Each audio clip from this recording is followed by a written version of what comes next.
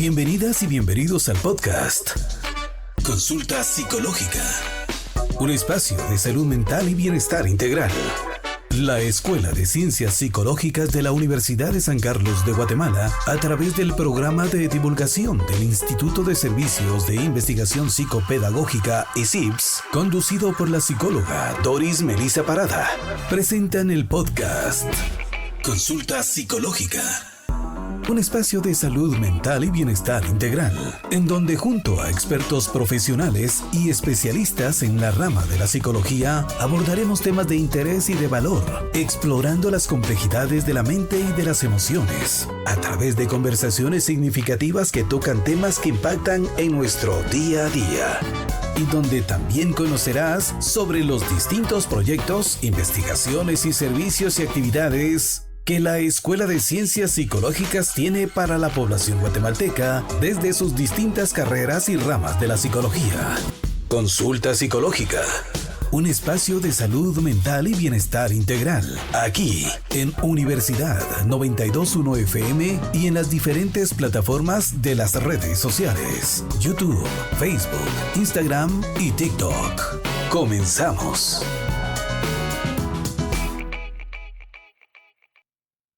Hola, bienvenidas y bienvenidos al podcast Consulta Psicológica. Y hoy abordaremos un tema súper interesante. Vamos a hablar del cerebro y el amor. Y para esto tenemos al experto. Tengo a un invitado de lujo. Quiero presentarles al doctor, doctor Vladimir López Ramírez. Él es psicólogo y médico por la Universidad de San Carlos de Guatemala, es psiquiatra egresado del programa del Ministerio de Salud Hospital de Salud Mental, es docente universitario de la Escuela de Ciencias Psicológicas de la Universidad de San Carlos de Guatemala. Así que quiero darle la más cordial bienvenida al doctor Vladimir López. Bienvenido, maestro. Muchas gracias, licenciada. Es un gusto estar acá. Gracias. Tendremos chance de hablar un poco sobre temas, creo yo, interesantes, ¿verdad? Seguro, no, y qué mejor que con usted hablar estos temas, porque creo que es importante hablar de cómo es que funciona el cerebro y el amor, ¿no? Y en este caso, ya para ir profundizando en el tema y que nos interesa a todos y a todas, cuéntenos un poquito de cómo es que sucede en nuestra mente cuando sentimos amor. Yo quisiera iniciar diciendo que me ha llamado la atención siempre cómo nuestras universidades, porque desconozco si en las otras universidades he trabajado en algunas, pero en la nuestra por lo menos no exista un curso sobre un tema tan necesario y en el que todos reconocemos desde todo ámbito en que nos desenvolvamos como profesionales o no, como es el amor. Y cómo es que no exista un curso para formarnos de una manera más amplia y profunda sobre este sentimiento que todos le atribuimos un valor muy especial en diversos ámbitos, ¿verdad? Y yo diría que para empezar, podemos en principio dividir el amor en dos grandes vertientes. Uh-huh. Por un lado, pues el amor filial, o el amor, mejor dicho, materno-filial, uh-huh. Ese amor de la madre por un hijo, el amor entre hermanos, voy a meterlo en este mismo rubro, aunque no es exactamente lo mismo, pero voy a meterlo en esta primera parte, el amor con los amigos, el amor hacia el mismo trabajo, hacia sí mismo, etc. Y luego está el otro tipo de amor, que es que seguramente nos va a interesar más, y es en el que más vamos a hacer énfasis hoy, ¿verdad? Que es el amor de pareja, el que llamaríamos amor erótico, ¿verdad? Entendiendo este amor erótico en el amplio sentido del término. No solamente la genitalidad, sino todo el fenómeno amoroso. Entonces el tema de amor ha sido abordado desde hace siglos de diversas maneras. De manera que hay incluso un abordaje de carácter poético. Hay múltiples poetas que han escrito al amor y hay muchos autores que conocen sobre el tema de hace siglos también. Y yo recuerdo en Esencia 1 que habla de este amor de pareja. Ujú. Y cada vez que me han invitado a hablar sobre el tema, pues aprovecho para recomendarlo. ¿Y cuál es? El arte de amar, que no es el de Eric Fromm, que ese Ah, es el más común. ajá. Hubo hace muchos años, alrededor de unos 2050 años más o menos, un individuo, un poeta, digamos, o un escritor romano, Ovidio, escribió el libro El arte de amar, el primer libro que yo conozca Ujú. que habla sobre eso específicamente.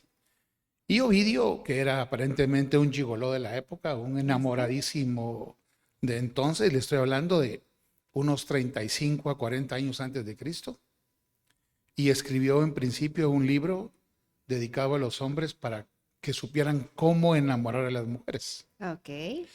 Y obviamente haber sido un éxito entonces, ¿verdad? Porque lo interesante de este libro, que por ahí existe todavía, es que le da a la persona pauta por pauta, paso por paso, de cómo enamorar a una mujer.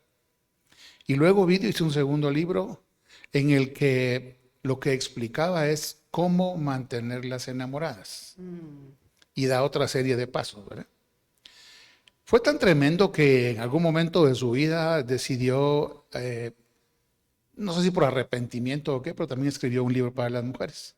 Y también Él escribió mismo. un libro para que las mujeres supieran cómo enamorar y mantener enamorados a los hombres. ¿Cómo es que se Por llama? si a alguien le interesa, el libro Ajá. de Ovidio, El arte de amar. Para quien tenga necesidad, pues ahí puede encontrar Me va a apuntar hoy. técnicas muy específicas para esto. Ajá. Pero bueno, el amor entonces como fenómeno, en principio, bueno, animal, porque Ujú. también, aunque no Reptiliana. tengamos exactamente una certeza de que los animales también aman, pero obviamente es una secuela que los expertos han ubicado en esa relación materno-filial. Por eso la relación madre-hijo es muy parecida en toda su fenomenología cerebral al amor de pareja. Muy Mm, parecida, más no igual. ok. Y aparentemente el fenómeno de amar tiene que ver también con otro fenómeno que en psicología pues ya hemos ido dándole cada vez más atención, que es el fenómeno del apego. Y sucede que en principio los expertos creen que este fenómeno de amar inicia con la alimentación del hijo, digamos, o de la cría, Ujú. y las madres que alimentaban a sus crías en principio boca a boca, como todavía lo Mm, hacen algunos animales, algunas cierto. aves, Ujú. que cazan y depositan el alimento que cazan directamente en el pico o el hocico, Mm, digamos, del animal. Muy probablemente esto fue evolucionando con el paso de los siglos y milenios seguramente, hasta llegar a conformar una especie de fenómeno cerebral, porque no cabe duda que en estas circunstancias quien se alimenta también obtiene placer. claro. Y se fue creando una serie de estructuras cerebrales que ya en los hombres constituyen ahora lo que llamamos el circuito de placer o circuito de recompensa. Ok. Pero insisto, inicia probablemente como un fenómeno de apego y fue evolucionando a un sentimiento de necesidad del otro, de sensación de no poder Satisfacción. existir o el placer de la compañía del otro, lo que hace que este circuito, que es una serie de estructuras cerebrales, se activen ante este sentimiento que es el amor. Ujú. ¿Y cuáles son esos, cuando hablamos de eso, de lo que se activa? ¿Qué reacción química hay? Y si solo es eso o hay más en juego. La verdad que como todo fenómeno psicológico, y el amor es otro fenómeno también psicológico, se activan múltiples regiones cerebrales. Ujú. Pero hay algunas que son las que tal vez valdría la pena como dejar en conocimiento de aquel que le interese el tema. Hay dos regiones importantes que forman parte de este circuito de recompensa. Una es el área tegmental ventral, así se denomina, es una región localizada en la parte de la base y en el medio de todo el encéfalo. Es una región que aparentemente es la que más tiene que ver con este tipo de amor erótico o amor de pareja. Okay. Mientras que en la misma región, un poquito hacia arriba, hay un pequeño tubito que comunica los dos ventrículos laterales con el tercer ventrículo. Es el acueducto de Silvio, que es un pequeño tubito de comunicación hacia donde drena el líquido cefalorraquídeo. Alrededor de él se fueron acumulando con la evolución una serie de, decimos, núcleos que son cuerpos de neuronas. Sí, y se llama precisamente la sustancia gris periacueductal, porque está alrededor del acueducto. Okay. Y este parece ser el centro más importante del amor filial, madre e hijos. De modo que tenemos en principio estos dos núcleos, que son grupos de neuronas, el área tegmental ventral, que forma parte específicamente de ese circuito de recompensa, es la más importante para el amor de pareja.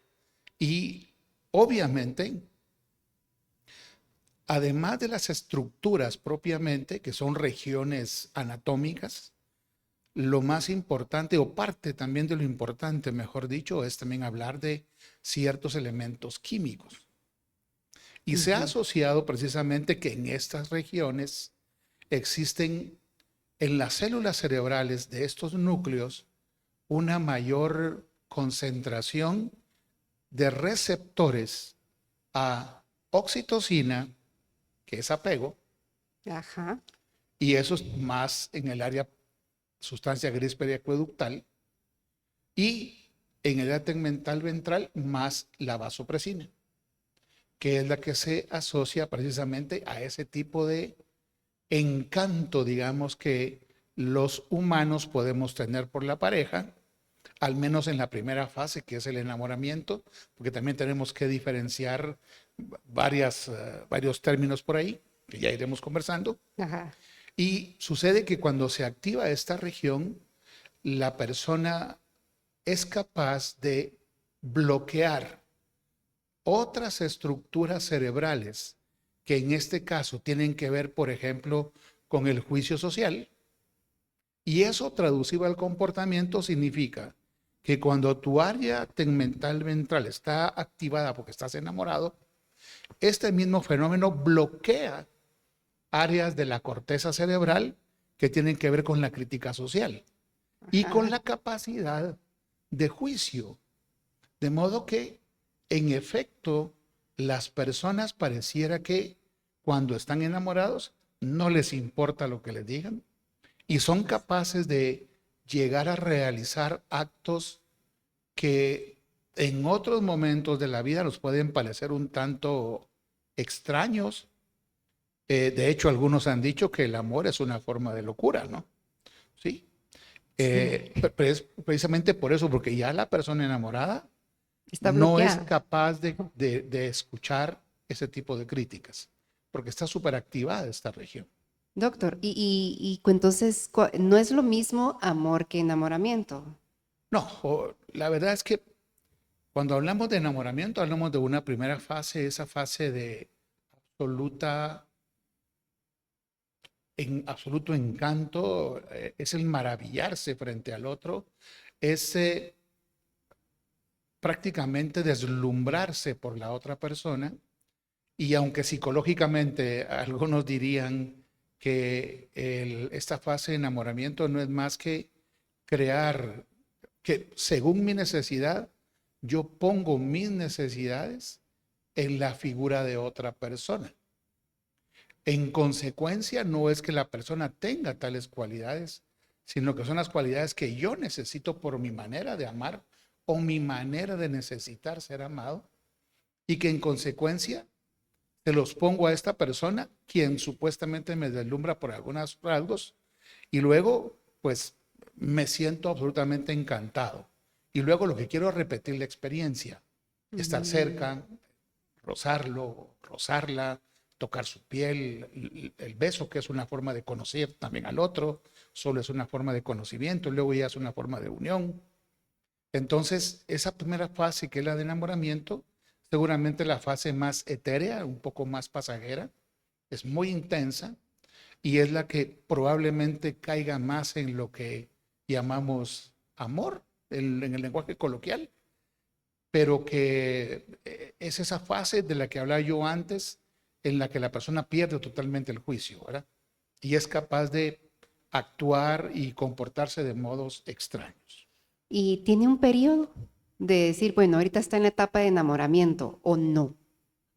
Si tiene un peligro. Un periodo, ajá. Sí. Mira, los expertos han intentado medir todos estos fenómenos, ¿no? Y hace ya alrededor de unos 30, 40 años, un primer experimento quiso medir los niveles de ciertas sustancias en la sangre de individuos enamorados. Y entonces tomaron una serie de parejas que decían estar muy enamorados y midieron la concentración de ciertos factores que son cerebrales, pero que están también diseminados en la sangre de los enamorados, las llamadas endorfinas. Y entonces midieron las endorfinas y fueron siguiendo con mediciones, digamos, longitudinales, mientras la gente decía estar enamorada. Y en efecto, cuando las personas empezaron a decir que ya no se sentían tan enamoradas, empezaron a ver que había una reducción de estas endorfinas. Y según el tiempo en el que la gente llegó hasta sentirse muy poco enamorada, pues más o menos calcularon 2 años. Ese es el periodo más o menos. ¿Y uno podría muy linealmente decir, bueno, entonces el amor dura 2 años. Bueno, el enamoramiento. Ajá. Realmente los experimentos han sido un poco más exigentes y ahora lo han prolongado hasta 4 años. ¿verdad? ¿De veras? Sí. La verdad es que desde la psicología lo que debemos entender es que el amor como fenómeno o el enamoramiento como tal necesita de ciertos fenómenos que la oxigenen, de tal manera que la persona enamorada o los enamorados vayan creando nuevas formas de relacionarse como para reavivar un poco este fenómeno de enamoramiento, que es la parte también más pasional, donde predomina más lo físico, lo sexual propiamente dicho, ¿sí? El amor es otra cosa. El amor es un fenómeno más posterior. El amor implica, desde cierta perspectiva, el reconocer los defectos del otro y poder vivir con ellos. Implica, según los expertos, un equilibrio entre 3 grandes fuerzas. Lo que algunos escritores o científicos han propuesto: la intimidad, la pasión y el compromiso. Okay. La intimidad, para decirlo de manera muy simple, es esa cercanía con tu pareja que hace que la persona tenga la necesidad de promover su crecimiento, de estar cerca, de ayudarla, de cuidarla, de no cortarle las alas, sino permitirle volar y que se desarrolle como ser humano, de modo que también tiene que ver un poco con libertad, ¿no?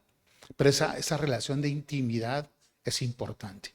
Luego la parte pasional, la más intensa, la más emocional, la más sexual, digamos. Claro. Obviamente tiene que haber también una suficiente dosis de esto para que el amor sea tal. Y luego el compromiso, que es la decisión mía de estar contigo por mi decisión, no porque esté forzado por un ritual religioso en este caso, o por una firma de un papel como una demanda cultural, sino es mi compromiso de estar contigo para toda la vida, claro, en las buenas y en las malas, y todo lo que eventualmente conocemos como el ritual o el discurso ritual que todos hacemos en el momento del casamiento, ¿verdad? Entonces, ese equilibrio es lo que verdaderamente daría pie con el amor. La parte más, obviamente, hermosa, la más intensa es la parte pasional, ¿no? que se corresponde con el enamoramiento y es el que es más pasajero. Ya, qué bonito hablar de esto y entenderlo un poquito más, la verdad. Y ahora, hablando de esto, usted mencionaba pues que las endorfinas juegan un papel importante. En este caso también, bueno, las hormonas o los neurotransmisores, como la oxitocina y la dopamina, también dan parte, ¿no? de esta experiencia del amor. Totalmente. Lo primero que hemos mencionado son algunas estructuras anatómicas que tienen que ver como asiento fisiológico también del fenómeno. Pero obviamente nuestro cerebro es una estructura que funciona electroquímicamente. Y los elementos químicos que funcionan o que hacen funcionar a nuestro cerebro son de varios tipos. Pero podemos simplificar. Okay. Hablemos de las neurohormonas, algunos que llaman neuropéptidos, que son las endorfinas, por ejemplo, y obviamente los neurotransmisores. Y esos son los que realmente más estudiamos, pero no son los únicos. Y entre ellos la dopamina, porque la dopamina, digo en mis clases eventualmente, es la sustancia de Dios, ¿no? Es el regalo divino que nos hizo Dios o la evolución o como quieran llamarlo, porque esa es la sustancia que verdaderamente nos hace experimentar el placer. Cualquier tipo de placer. Y el amor también, o el enamoramiento. Aunque en el amor también hay placer. Nos hace disfrutar de esas cosas. Y precisamente este grupo de estructuras que mencionaba yo en un principio, las estructuras del circuito de recompensa, funcionan a partir de dopamina. Okay. Ahora, no exclusivamente. También la serotonina tiene un rol que jugar muy importante. La norepinefrina también tiene que jugar un rol importante. La acetilcolina y hay una serie de neurotransmisores. Pero sí, fundamental, la dopamina y las neurohormonas como ya dijimos, la vasopresina u hormona antidiurética y la oxitocina. La oxitocina que es interesantísima porque es la sustancia del apego, ¿no? Es esa sustancia que liberamos cuando nos relacionamos con una persona que nos hace sentir una sensación de mucho agrado. De hecho, cuando los individuos que se atraen se rozan, hay una liberación intensa de oxitocina y es lo que da una sensación como de electricidad o de bienestar, porque hace que yo tenga la necesidad de volver a estar en contacto con esa persona. Claro, claro. Y las parejas más longevas, las que más duran en un matrimonio, son las mejores productoras de oxitocina. ¿Ah, sí? Al menos es algo que se ha demostrado en los experimentos en animales inferiores. Y curiosamente la vasopresina es una hormona que se ha asociado como la hormona de la fidelidad. Porque también tanto la oxitocina como la vasopresina hacen que el individuo enamorado no tenga ningún interés en nadie más mientras se mantenga en ese estado. Por lo tanto, se ha asociado como la hormona de la fidelidad. Ya, ok. ¿Y esto puede llegar a ser adictivo? O sea, ¿el amor puede llegar a ser adictivo? Aquí tendríamos que entrar en otra dimensión también interesante, porque no por ser amor es sano. Hay amores enfermos, hay amores patológicos. Totalmente, ¿verdad? sí. Naturalmente que esto no deriva específicamente del amor como tal, sino también de la personalidad del individuo enamorado. Porque recordemos que el amor es un fenómeno, hemos dicho, un tanto filogenético, biológico, pero también la persona que se enamora tiene una forma de ser, claro, una personalidad. Y depende del tipo de personalidad que tenga, entonces la persona puede llegar a desarrollar sentimientos tan intensos que lo pueden llevar a cometer algunas acciones eventualmente violentas, eventualmente muy controladoras, eventualmente coartadoras de la libertad de su pareja, muchas de ellas por el miedo intenso a perderla o la inseguridad propia del individuo con su personalidad, de modo que sí hay amores patológicos. En tal sentido, el amor en sí, dirían algunos, sí es un estado patológico, porque es un estado anormal. Si uno se mantuviera todo el tiempo enamorado, yo creo que la vida sería incompatible con eso. Son como momentos de crisis, de intensidad. Ya decíamos cómo el enamoramiento entonces logra hacer que la persona cambie su comportamiento, y de hecho la gente que se siente enamorada suele tener mejor humor, suele sentirse más feliz, sonríen más, suelen sentirse más plenos, todo les parece lindo, hasta la luz brilla más intensamente. Entonces, obviamente nos cambia la percepción del mundo, pero es un estado no habitual, en tanto que eso no es normal. Y no es normal no porque sea enfermo o patológico, sino es normal porque no es habitual. Claro. Sí. Claro. Pero sí, no todos los amores son sanos. Hay amores enfermos, insanos. Eso, y yo creo que también buscar como un equilibrio, porque si hablamos del amor y el enamoramiento, la parte como cerebro y la parte del amor, hablemos desde el punto de vista también racional y emocional, ¿no? Llevar a un equilibrio todo esto, pues llevar a un amor como sano, ¿no? Una relación sana podría ser, pero todo esto en equilibrio, ¿no? Ese es el ideal. Seguro. Pues sí, eso es el ideal, ¿verdad? Pero en la vida cotidiana no es tan equilibrado. Somos humanos, no somos perfectos. Por ahí alguien escribía, en un libro que acabo de terminar de leer, que los humanos somos individuos que somos buenos, pero que podemos hacer cosas malas. Claro. En este sentido, lo ideal sería equilibrar esos dos elementos, tanto la parte emocional como la parte racional. No es tan fácil porque todos tenemos obviamente una influencia, no solo biológica, filogenética, ontogenética, sino también una influencia de carácter psicosocial. De modo que la sociedad también impone normas, ¿verdad? Totalmente. Aquí un fenómeno interesante. Ojalá que nuestro público lo entienda tal como lo quiero decir. Ok. Hay una pareja de investigadores, esposos. Ellos descubrieron que el fenómeno de el amor y la fidelidad eventualmente no son necesariamente, por lo menos la fidelidad, un fenómeno natural. Es decir, por naturaleza, como somos animales, aunque seamos animales superiores, no nacemos con un gen de fidelidad. Podemos ser fieles por temporadas o por decisión. Para mí me gusta cómo lo expresan ellos cuando dicen, bueno, ciertamente la fidelidad no es un fenómeno natural, no es una cuestión con la que nacemos, es un aprendizaje social.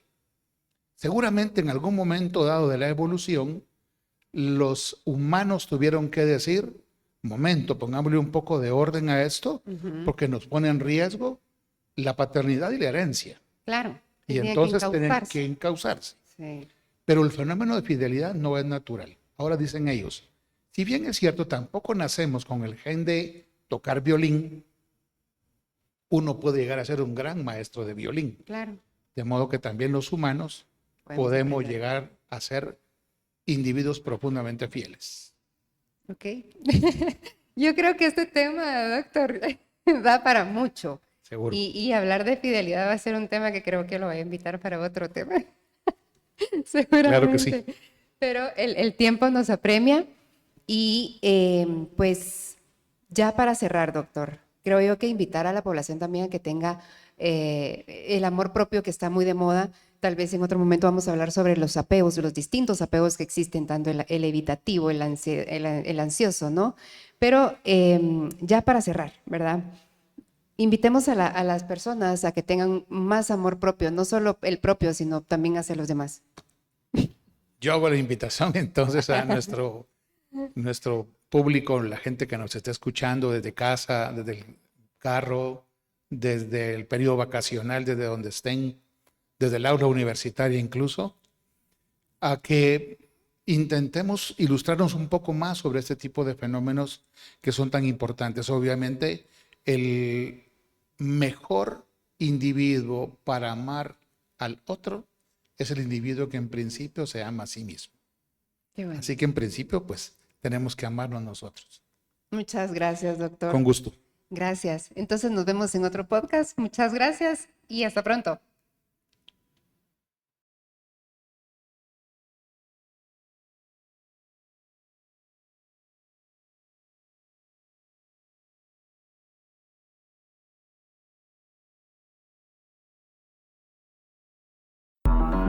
Así llegamos al final de otro episodio de Consulta Psicológica, un espacio de salud mental y bienestar integral. Y recuerden que la salud mental es un viaje continuo. En Consulta Psicológica le daremos información valiosa con herramientas prácticas que puedan ayudarle a alcanzar un estado de bienestar integral. Nos encontraremos en una próxima Consulta Psicológica con la maestra Doris Melissa Parada. Un programa de la Escuela de Ciencias Psicológicas de la Universidad de San Carlos de Guatemala a través del programa de divulgación del Instituto de Servicios de Investigación Psicopedagógica ICIPS por Universidad 92.1 FM, conectados con la realidad. Búscanos en las diferentes plataformas de redes sociales, YouTube, Facebook, Instagram y TikTok como PsicoUSAC. Hasta pronto.